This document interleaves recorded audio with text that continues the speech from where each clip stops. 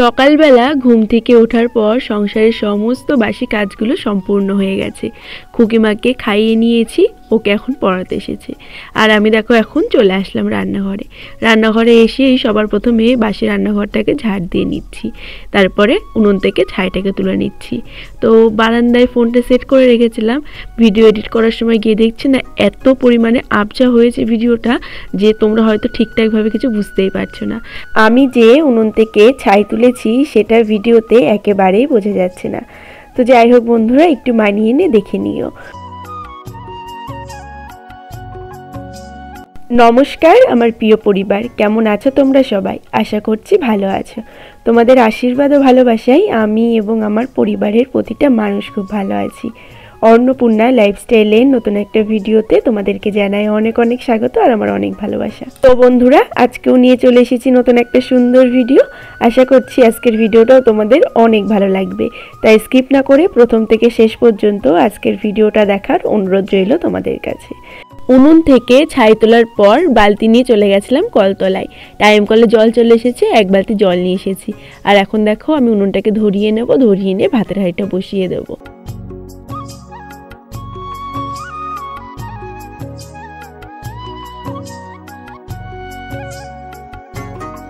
তো আমার প্রিয় পরিবার, এই যে দেখো উনুনটা প্রায় ধরে গেছে।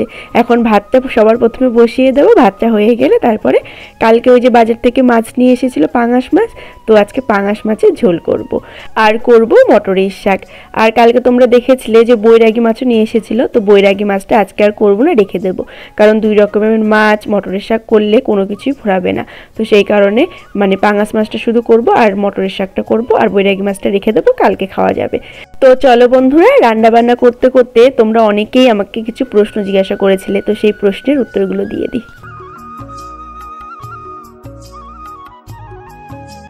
আমারই পরিবারের একজন সদস্য আমাকে জিজ্ঞাসা করেছিল যে দিদি ভাই, আমি তো টিকটক ভিডিও করি, তো সেই টিকটকের ভিডিওগুলো নিয়ে আমি কি ইউটিউবে ছাড়তে পারবো? তুমি একটু প্লিজ আমাকে জানিও, জানালে খুব উপকার হবে। তো কি বলো তো, তুমি যে টিকটকে যে ভিডিওগুলো করো, তো সেই ভিডিওগুলো তুমি ছাড়তে পারবে, কিন্তু সেই সাউন্ডটাকে তোমাকে মিউট করে নিতে হবে। মানে তুমি টিকটকে যে গানটা দিয়ে আর কি ভিডিওটা করেছো, তো ইউটিউবে যদি তুমি সেই গানটা দিয়ে ছেড়ে দাও তাহলে কিন্তু তোমার কপিরাইট চলে আসবে।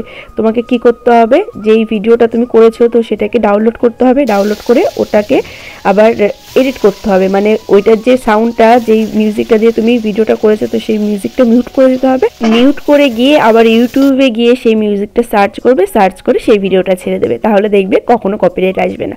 আশা করছি তোমাকে বোঝাতে পারলাম। তো বন্ধুরা, এইদিকে দেখো কথা বলতে বলতে আমার কিন্তু ভাতটা হয়ে গেছে। ভাতটা উপর দিয়ে দিয়েছি। আর তোমাদেরকে বললাম না আজকে পাঙাশ মাছের ঝোল করব, তো তার জন্য আলু ভেজে নিচ্ছি।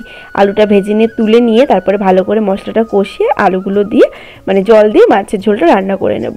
তো চলো, আরেকটা প্রশ্ন এসেছিল আমার কাছে, তো সেই প্রশ্নের উত্তরটা দিয়ে দিই।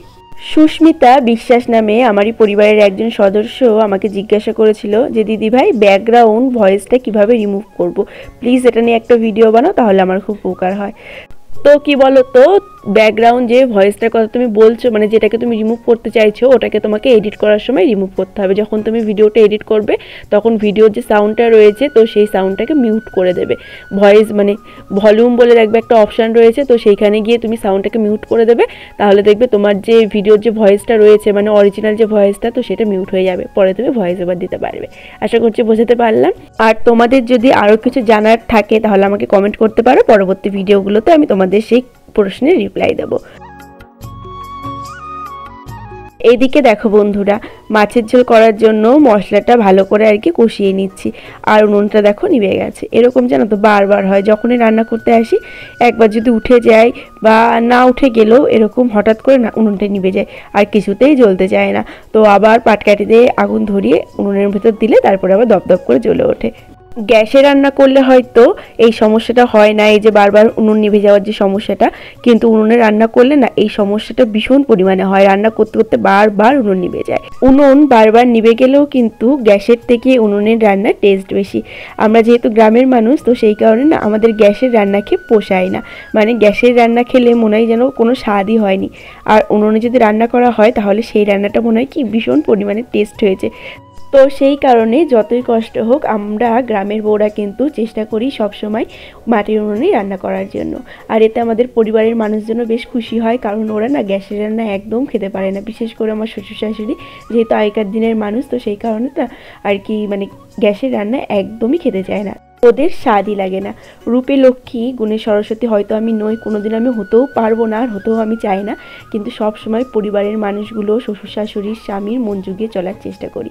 আর তোমরা সবাই আশীর্বাদ করো সব সময় যেন আমি সবাইকে নিয়ে এইভাবেই মানিয়ে গুছিয়ে থাকতে পারি।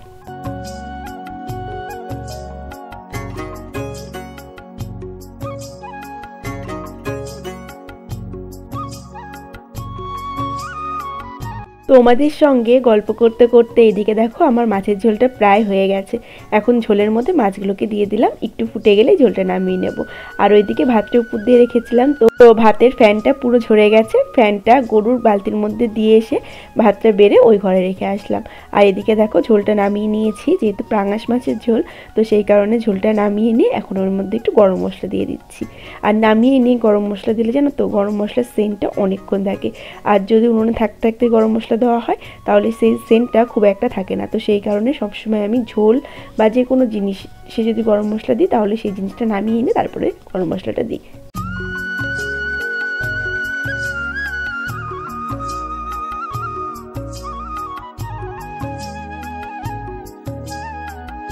ঝোলটা নামিয়ে এই ঘরে নিয়ে এসে রেখে দিলাম। আর এদিকে দেখো উনুনের মধ্যে জল বসিয়েছি, খুকিমাকে স্নান করাবো এই কারণে। আর জামাইবাবু এসেছিলো, আজকে ফুল নিয়ে আসেনি, তো জামাইবাবুকে বললাম খেয়ে যেতে, জামাইবাবুকে দেখো খেতে দিয়ে দিয়েছি। আর মটরের শাকটা মা রান্না করেছিল। তো তারপরে খুকিমাকে স্নান করিয়ে নিয়েছিলাম, স্কুলের ড্রেসটাও পরিয়ে দিয়েছি। এখন খাওয়া দাওয়াটা করে নিলাম আমরা সবাই মিলে। আর খুকিমাকে দেখো এখন খুকিমার কাকু স্কুলে দিতে যাচ্ছে।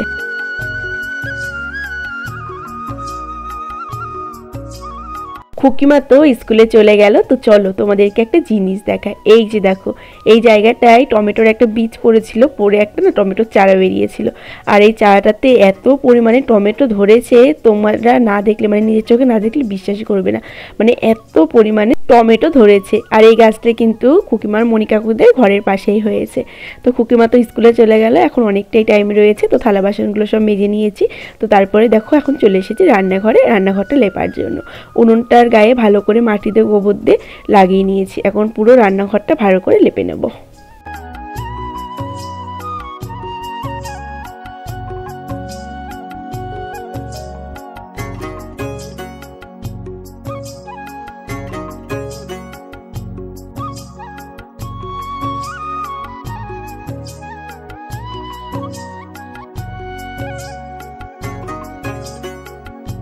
অনেকগুলো দিন পর আজকে আবার রান্নাঘরটা লেপছি।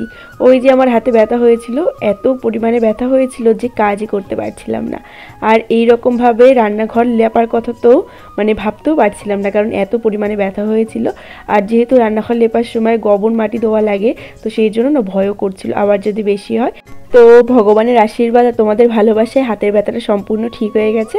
তো সেই কারণেই আজকে আবার রান্নাঘরটা লেপে নিচ্ছি। তো যাই হোক বন্ধুরা, আজকের মতো আমি এখানেই বিদায় নিচ্ছি। আবার দেখা হচ্ছে কালকে নতুন একটা সুন্দর ভিডিওর সঙ্গে।